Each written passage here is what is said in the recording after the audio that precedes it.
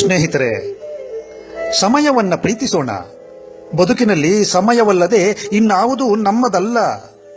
ಜನ್ಮ ಅಮ್ಮ ಕೊಟ್ಟಳು, ಹೆಸರು ಮನೆಯವರು ಇಟ್ಟರು, ವಿದ್ಯೆ ಗುರುಗಳು ನೀಡಿದರು, ಸಂಬಂಧ ಬಂಧುಗಳದ್ದು, ಕೆಲಸ ಹಿರಿಯವರದ್ದು, ಕೊನೆಗೆ ಈ ದೇಹದ ಅಂತ್ಯವೋ ಇನ್ಯಾರೋ ಮುಗಿಸುತ್ತಾರೆ.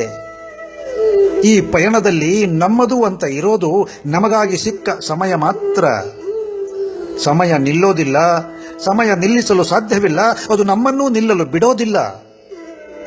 ಕೆಲವೊಮ್ಮೆ ಕೆಲವರ ಸಮಯ ಸರಿ ಇರೋದಿಲ್ಲ. ಯಾರ ಸಮಯ ಸರಿ ಇಲ್ಲವೋ ಅಂಥವರೊಂದಿಗೆ ಖಂಡಿತ ಆಪ್ತರಾಗೋಣ. ಯಾರ ನಿಯತ್ತು ಸರಿ ಇಲ್ಲವೋ ಅಂಥವರಿಂದ ಖಂಡಿತ ದೂರವೇ ಇದ್ದು ಬಿಡೋಣ. ಬಹಳ ಸಮಯದಿಂದ ಒಟ್ಟಿಗೆ ಇದ್ದೇವೆ ಅನ್ನೋದರಿಂದ ಉತ್ತಮ ಸಂಬಂಧ ಅಳೆಯುವಂತಿಲ್ಲ. ಬಹಳ ಸಮಯದಿಂದ ಎಷ್ಟು ಕಾಳಜಿ, ಪ್ರೀತಿ, ಗೌರವ ಹಂಚಿಕೊಂಡಿದ್ದೇವೆ ಅನ್ನೋದರಿಂದ ಉತ್ತಮ ಸಂಬಂಧ ಅಳೆಯಲು ಸಾಧ್ಯ. ರೂಪಾಯಿ ನೋಟನ್ನ ಬೆಳಕಿಗೆ ಹಿಡಿದು ಅಸಲಿಯೋ ನಕಲಿಯೋ ತಿಳಿಯಬಹುದು. ಹಾಗಂತ ಮನುಷ್ಯ ಅಸಲಿಯೋ ನಕಲಿಯೋ ತಿಳಿಯಲು ವಾಟರ್ ಮಾರ್ಕೂ ಇರೋದಿಲ್ಲ, ಸಿಲ್ವರ್ ಲೈನೂ ಕಾಣೋದಿಲ್ಲ. ಇದ್ದರೆ ಒಂದು ಹಿಡಿ ಗಾತ್ರದ ಹೃದಯದೊಳಗಿನ ವಿಶ್ವಾಸ ಮಾತ್ರ. ಇನ್ನೊಬ್ಬರ ಕೆಟ್ಟದ್ದನ್ನ ಚರ್ಚಿಸೋಣ, ಆದರೆ ಇನ್ನೊಬ್ಬರಿಗೆ ಕೆಟ್ಟದ್ದನ್ನ ಬಯಸದೇ ಇರೋಣ. ಜೀವನದ ಎಲ್ಲ ಸುಖ ಹಣದಲ್ಲಿದೆ ಎಂದು ಅರಿತವರಿಂದ ಭ್ರಷ್ಟಾಚಾರ ನಡೆಯುತ್ತಲೇ ಇದೆ.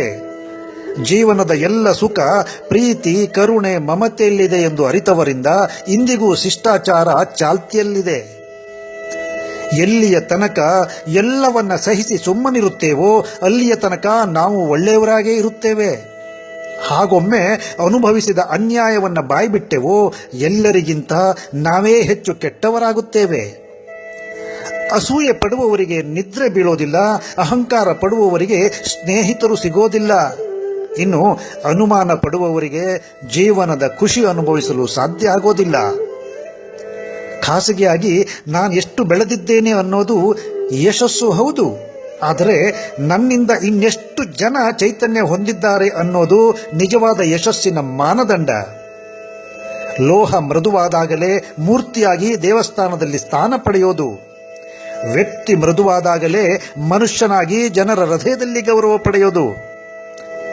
ಯಾರೂ ಇಲ್ಲದ ವ್ಯಕ್ತಿಯನ್ನ ಅನಾಥ ಅಂದುಕೊಳ್ಳುತ್ತೇವೆ ನಿಜ, ಆದರೆ ಅಗತ್ಯವಿದ್ದಾಗ ಬಳಸಿಕೊಳ್ಳುವ ಸ್ನೇಹಿತರು, ಸಂಪತ್ತು ಇದ್ದಾಗ ಹೊಂದಿಕೊಳ್ಳುವ ಸಂಬಂಧಿಕರು, ಹಣವಿದ್ದಾಗ ಸಮೀಪ ಓಡಾಡುವ ಬಂಧು ಬಳಗದವರು, ಇವರೆಲ್ಲರ ನಡುವೆ ಇರುವಾತ ನಿಜಕ್ಕೂ ಬಹುದೊಡ್ಡ ಅನಾಥ. ಸಮಯ ಮತ್ತು ನಗು ಜೀವನದ ಎರಡು ವಿಶೇಷ ಅಗತ್ಯಗಳು. ಸಮಯ ಕೆಲವೊಮ್ಮೆ ನಮ್ಮ ನಗುವನ್ನು ಮರೆಸಿಬಿಡುತ್ತದೆ, ಇನ್ನು ನಗು ಕೆಲವೊಮ್ಮೆ ನಮ್ಮ ಸಮಯವನ್ನು ಮರೆಸಿಬಿಡುತ್ತದೆ. ದಿನದ ಆರಂಭದಲ್ಲಿ 5 ನಿಮಿಷ ಬಿಟ್ಟು ಎದ್ದೇಳೋಣ ಎನ್ನುತ್ತೇವಲ್ಲ, ಅದು ಆ ದಿನದ ನಮ್ಮ ಮೊದಲ ಸೋಲಾಗಿರುತ್ತದೆ.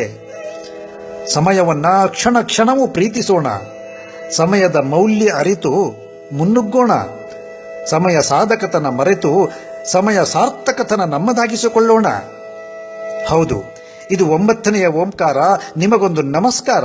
ನಾನು ಓಂ ಗಣೇಶ್ ಉಪ್ಪುಂದ.